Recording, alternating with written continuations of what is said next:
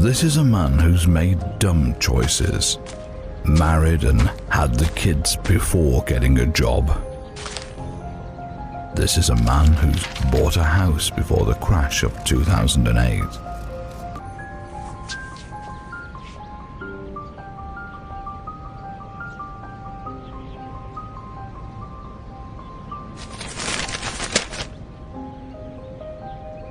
This is a man who uses Shark 800.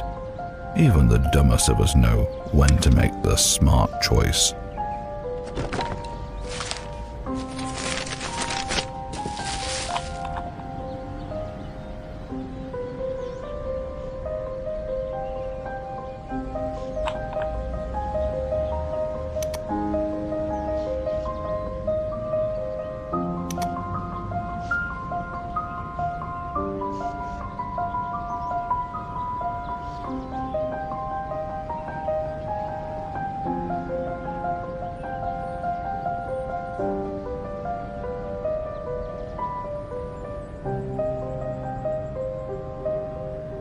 Tillswall, paint your life.